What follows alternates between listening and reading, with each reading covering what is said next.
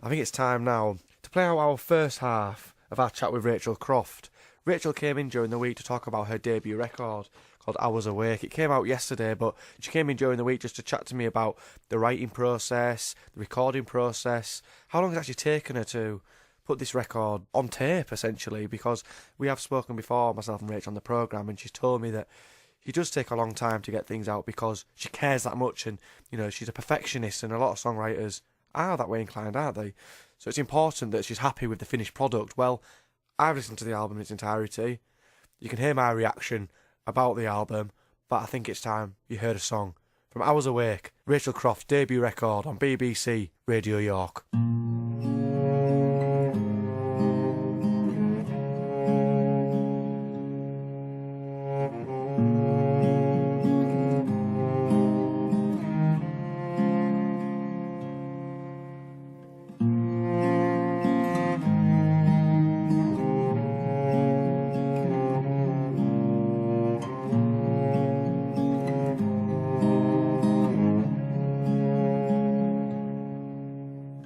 Darkness has fallen again.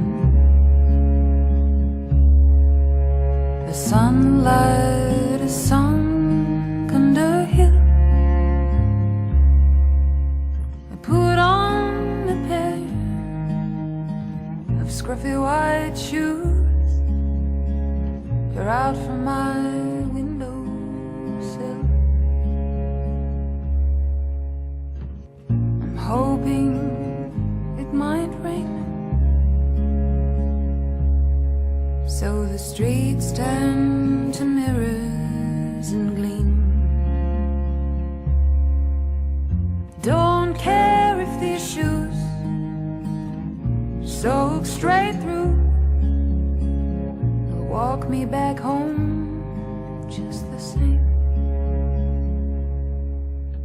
6,000 miles, but who's counting? The same road as many before. To find the right someone to make you feel home. That far and not one step home.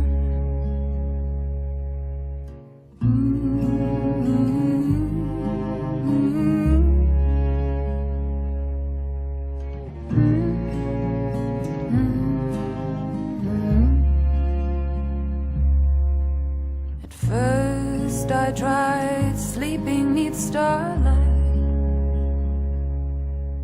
but it was too lonely and dark.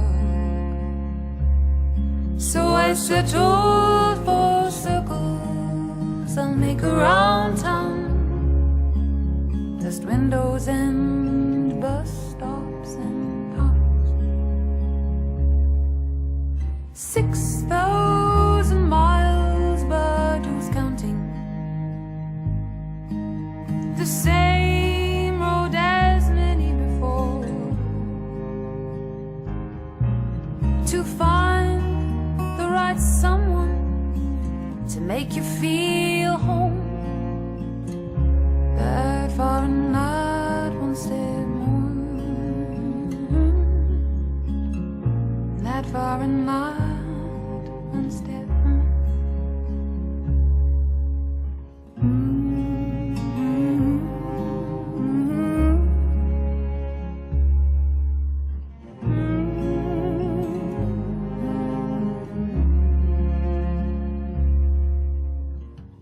Couples are sitting on benches. They crowd out these cafes and trains. Gliding by, they catch your sad eyes as you walk your journey alone. 6,000 miles, but who's counting? The same road as many before. To find the right someone to make you feel feel home. That far and not one step more. That far and not one step more. That far, not one step more.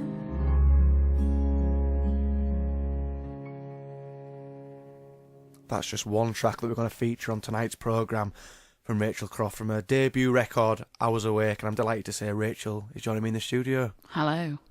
I just got to say, Rich, I listened to the album in its entirety just before you came in, so I wanted to keep it fresh for when we came down and had a chat. I wrote a few notes, which I hope you don't feel too bashful when I say this to you. I'm going to cringe, though. Well, no, don't cringe, just be in awe of these beautiful words, right? Okay, I'm ready. It's a beautiful record that I can imagine myself driving through the countryside with, keeping me company throughout the journey, or sat at home, phone in another room, the light turned off, and just feeling complete tranquility through the whole record. I thought it was absolutely beautiful. Oh, thank you. And well, my housemate said something similar about evening drives home. Do you know what I mean? So I feel like that's that. Oh, thank you. It's all right, but I feel disappointed now that I wasn't the first one to say that. No, that's so nice of you, though. Thank you. No, it's a pleasure. Now, talk to me about the record, because we have spoken previously on this show in particular, and just when we've been out knocking about. You are a perfectionist when it comes to your music. Yeah. So how long, how's it been for you having to finally sign off on songs and say, right, that's done, this record's finished, let's put it out there? I think it's like relieving, actually, because these songs have been hanging around with me. I mean, I wrote probably 3 of them. The first ones were 2014, so quite a long time ago. But they just didn't feel like I don't know, they were too fresh, or I didn't feel like they were ready. But I've actually altered them quite a lot, changed keys, maybe changed a few lyrics and things, and kind of they've aged well, I think. And now just having proper versions of my songs that I can be like, these are them, so people can really get an idea of who I am and how I really sound. That's nice to have got that now, basically. Just a relief. And now I can move on and write more stuff, which is what I'm doing now. You were telling me, actually, just while that tune was on, that some of the reviews that have come in have actually given you that catalyst, and you've written 2 or 3 songs already since. Yeah, like 2 in 2 weeks, or even less than that. Or they're just bits that keep coming to me, but it's because I've been doing live rehearsals for the album launch and playing with like really great musicians. I'm very lucky that they want to come and play. But when I've been in there, I've been like, oh, do you know what I really want to do? I really want to do this kind of sound, and I want to kind of create this. And it's things that have never happened to me before, because I've never done producing in any type of, before I did this album and the single. And so I never really understood how to produce a song. So I always previously thought of it as vocals and guitar. But now I'm more like, I want this sort of vibe here, or I'm thinking, this riff could go here.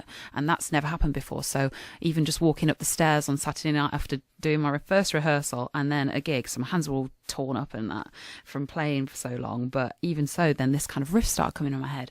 And then I have a bridge and a chorus of a song, which I feel could be actually pretty good. But I don't want to say that yet until you've heard it eventually. Do you know? Well, this debut record, I Was Awake, how long has it taken then, in a time frame of you going into the studio the first time to put down the first song, to finishing the last one and signing it all off?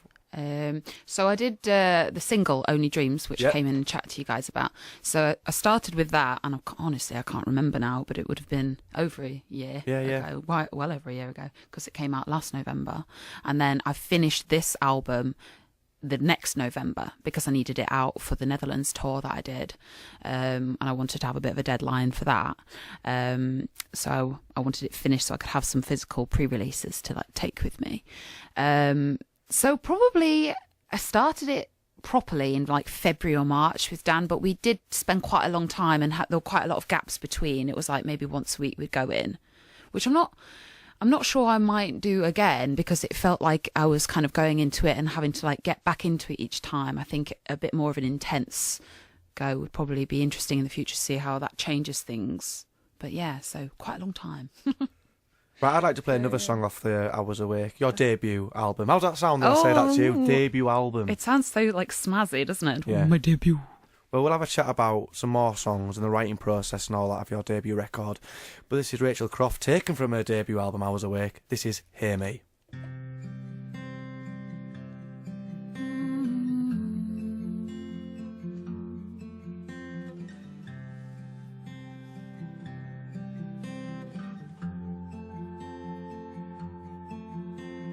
Call out to the wind, take my voice, take the words, take it all.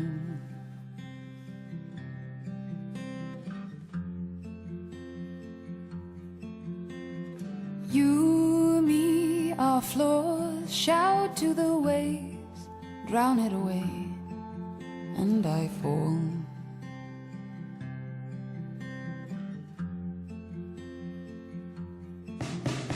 Sweet asleep and hours awake. What is real and what is only fake?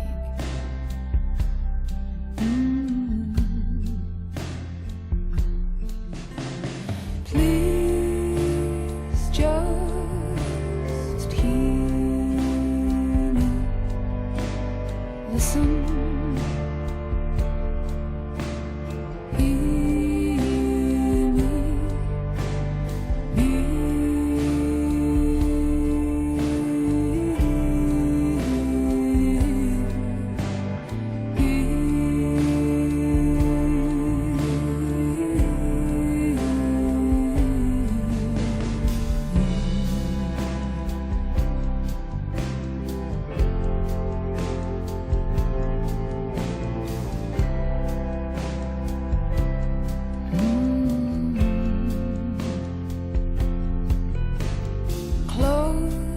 These eyes see through sound, feel the wind, the air, it's free.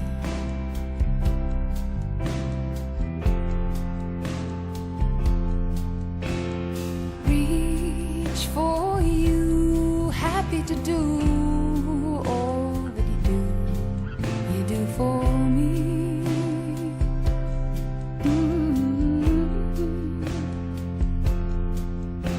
Sweet asleep and hours awake, happy to journey for miles, all for your sake.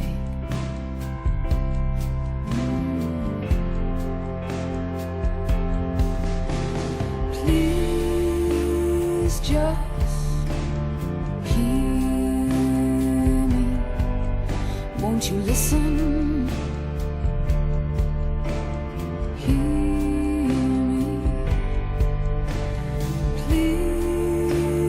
Just hear me, listen,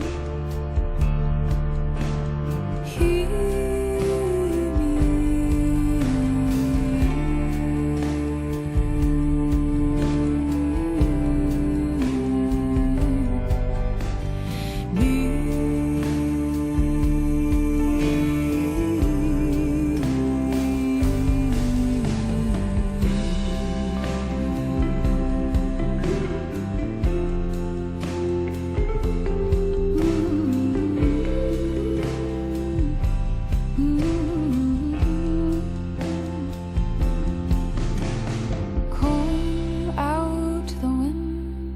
Take my voice, take the words, and I fall. That was Hear Me by Rachel Croft off her debut record, I Was Awake. And you was telling me actually when that was on, that was the first song you ever wrote that you allowed people to hear, right? Yeah, with a guitar, yeah. I did some silly stuff at school, but that was like school.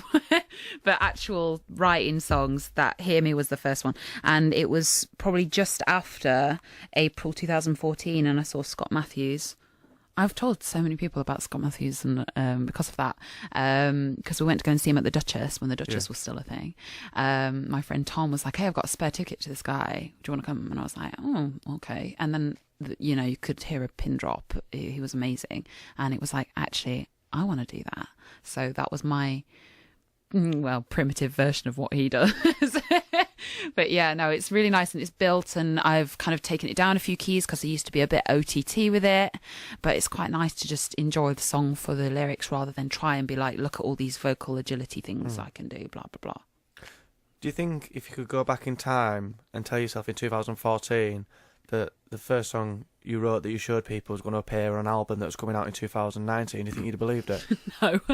No. I knew that probably would end up putting something like that on there, or at least a few of the songs, but not all. I mean, these first 11 songs that are on the album are all the songs that I've produced, because I've not, all the ones that I haven't quite liked or haven't liked enough, I just throw in the bin. And I don't ever look at them again.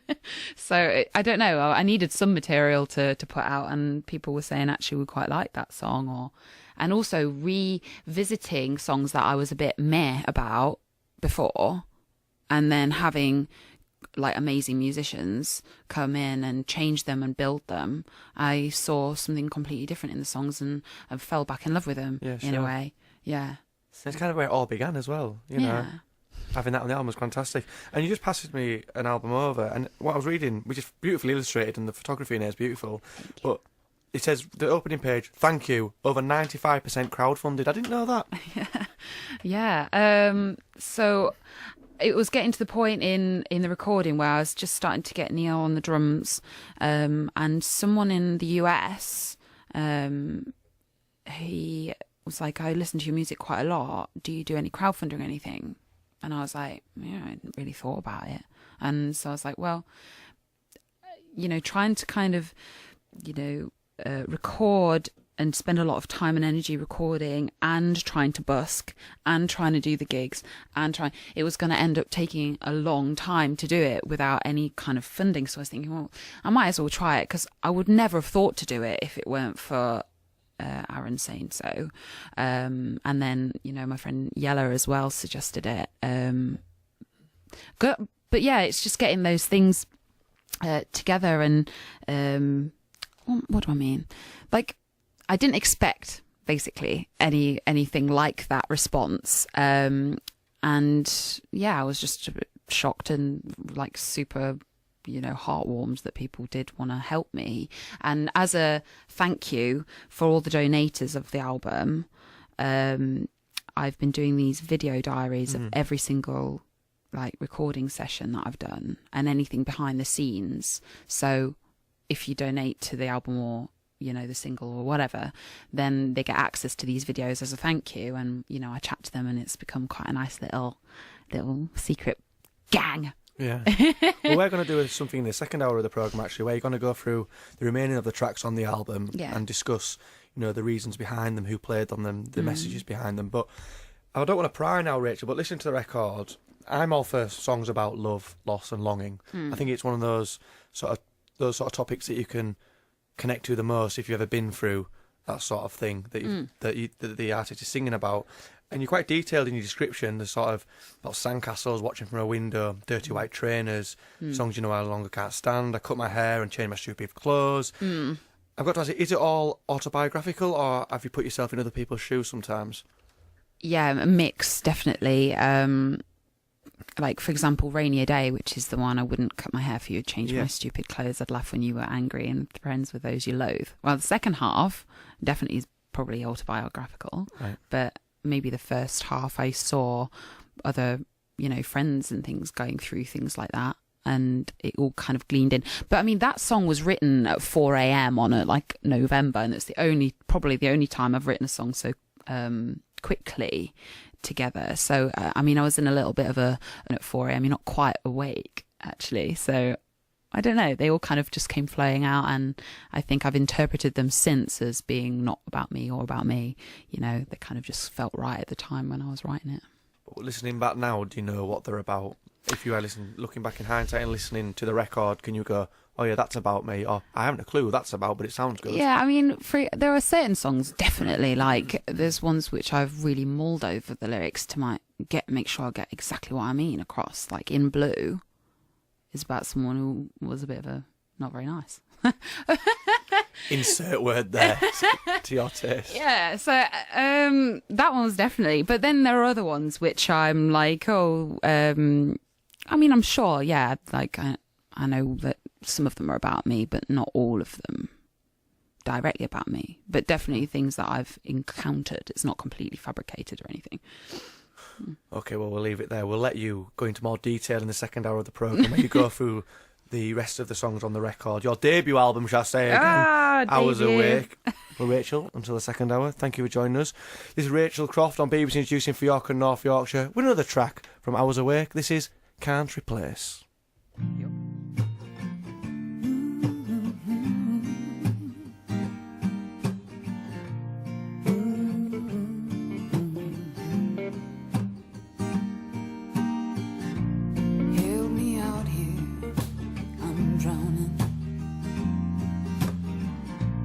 Tried to sail away in a paper boat. I might have made it, but your storms capsized me. No heart of mine would ever float. You slipped like water right through my hands, 'cause you don't want no one to save.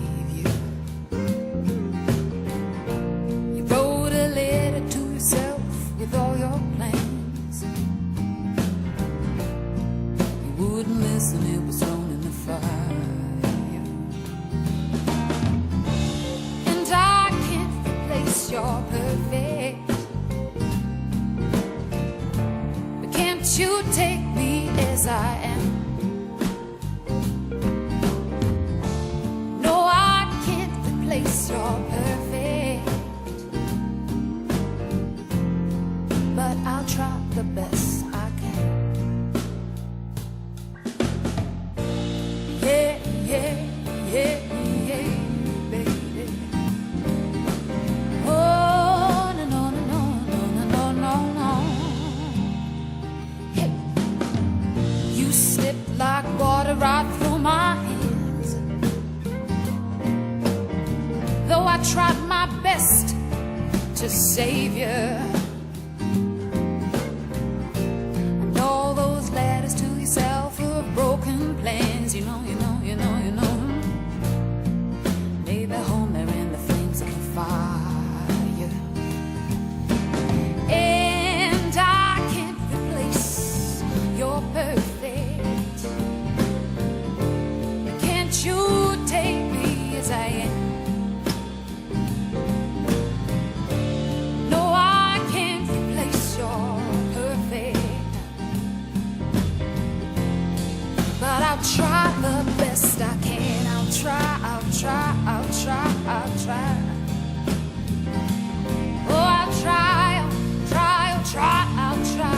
try. Oh, no.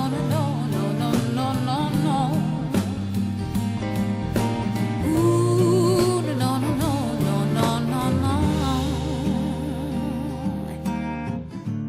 And I can't replace your perfect, but can't you take me as I am? No, I can't replace your perfect, but I'll try the best I can. I'll try. Oh, I'll try. I will try.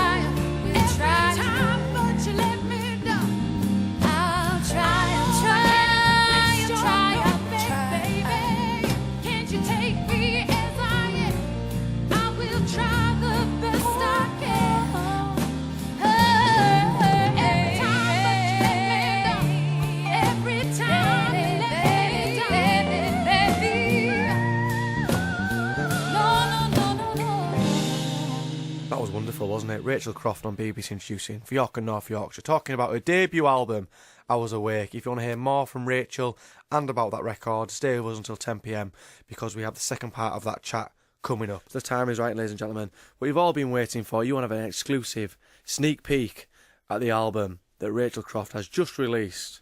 Who better to talk you through it than Rachel herself? Hi there, this is Rachel Croft, and I'm here to talk you through Hours Awake, my first album, and the songs in it. The first song is called Old Climbing Tree. It's the second song, probably, that I wrote back in 2014 when I was starting writing. It was always a Celtic-inspired song, but it's become a bit more of a cinematic vibe since the production, and I was envisioning slow motion, emotional fighting scenes in things like Lord of the Rings when I was writing it. When the morning sun cleanses the dark inside clean, green glass portals lie by your cold tired knees. Dream away to our old climbing tree. So the second song on the album is called Hear Me. Originally it was written in a higher key and there was octave changes and all sorts of things, but I've chilled it out now, and so enjoy. Sweet asleep and hours awake, what is real and what is only fake?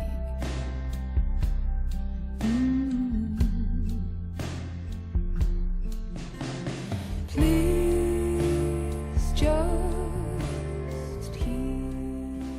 The next song is In Blue. Originally it was called Never Meant to Be, and it was written after I had listened to a lot of Joni Mitchell and Laura Marling. And it's about somebody who wasn't very nice, and it's a bit more of a sort of vintage Joni kind of vibe in the production in my head. Never meant to be.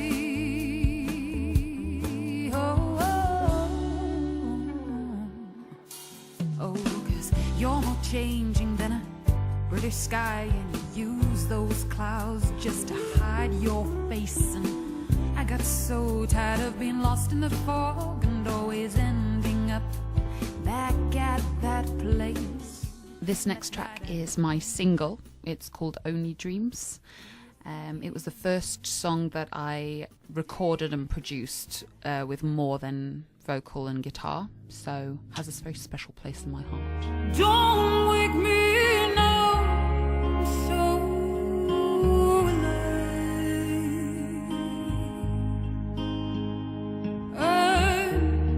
I'm free falling with you. The next song is Don't Feel Like Holding On. When I wrote this, I was back busking and had a little section of song that was a bit of an earworm for me, and I kept playing just this riff that you hear at the beginning, or rather the finger picking part, and then just quite suddenly out of nowhere the rest of the song came along. So yeah, it was a bit of a busking created tune. And what use are hands when all they catch is air?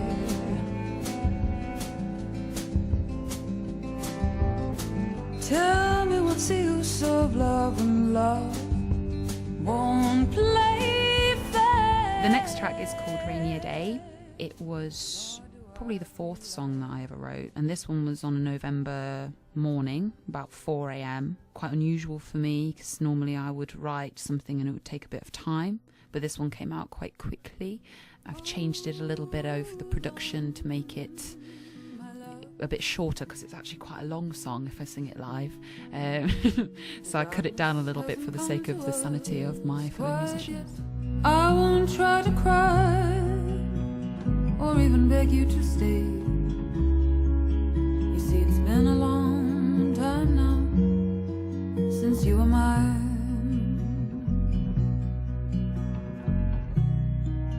Losing you won't seem to bother me so much.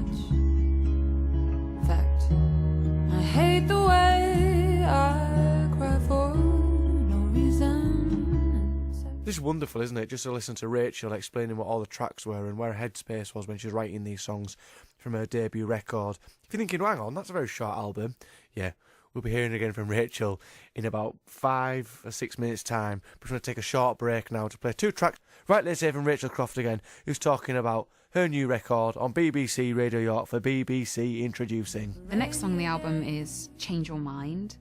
When I wrote this, it was at a time for me which I was trying to deal with letting go of someone that I knew would probably come back, but it was still, there was nothing I could do about it. So I was trying to kind of get that message across in the song and kind of work through it in my head. And it's kind of got a bit of a, I always imagine this kind of being played at the produced version would be played at the ball of like Greece, because it's kind of got that kind of, that sort of vintage sound anyway. Yeah, this is called Change Your Mind. You change your mind. The one you left behind. The one. Hot Rain is the newest song out of all of them on the album. I wrote it when I was at Warwick Folk Festival in 2017. Just kind of came out really. But it's basically about inequality and being treated a certain way because of things that you can't control, and how that's not not really fun. Hot rain comes again. You wish you were the same. Caught up now and then, thinking you're to blame, but you're not to blame. You're not to blame.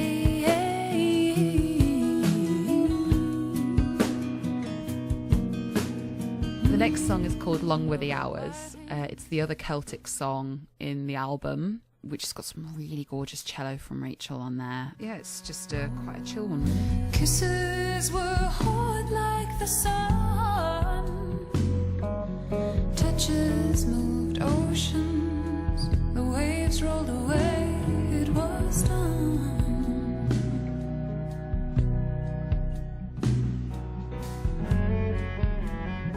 6,000 Miles is the next song. It was originally written, just vocal and guitar like the rest of them, but I'd been listening to a bit of Dylan. Not that I feel like it really sounds like his stuff, but that's where it came from. And it's become a little bit of I feel like my lullaby song. Darkness has fallen again.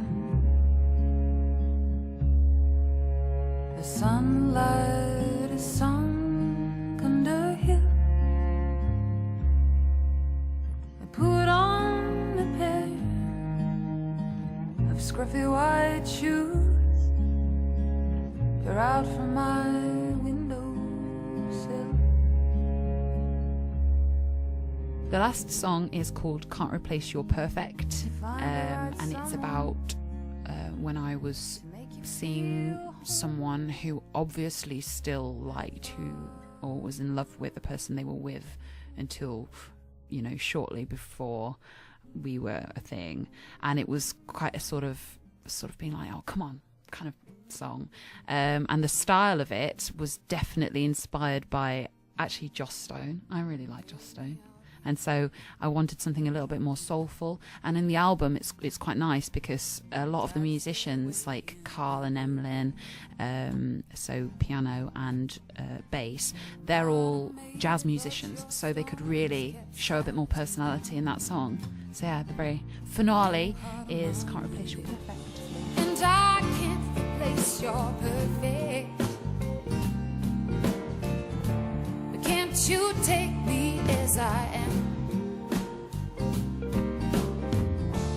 No, I can't replace your perfect. But I'll try the best I can. Yeah, yeah, yeah. There's a third and final part of Rachel Croft talking about her debut album, I Was Awake. You only heard a snippet of that album because that's me enticing you to go and buy it. It's truly wonderful. As I mentioned to Rachel when we were chatting in the first hour, I can imagine myself on a long drive with no destination in mind and just driving and driving and driving till my car probably conked out of petrol and I'd have to ring for help, but I was in good company. with the record. Do go and support this North Yorkshire artist and her release because she's worked really hard to get there. We haven't got too much left in the programme.